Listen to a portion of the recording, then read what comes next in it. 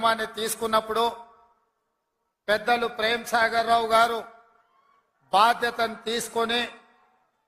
ఆనాడు ప్రభుత్వం నిర్బంధాలు కొనసాగిస్తుంటే అడ్డంకులు సృష్టిస్తుంటే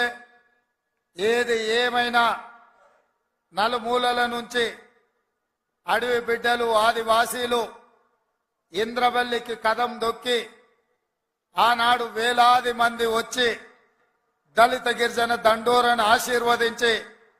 ఆగస్టు 9, 2021 నాడు కల్వకుంట్ల చంద్రశేఖరరావు మీద సమర శంఖం పూరించి ఈ తెలంగాణ గడ్డ మీద చంద్రశేఖరరావు కుటుంబాన్ని బొందబెడతామని చెప్పి ఆ అమరవీరుల స్తూపం సాక్షిగా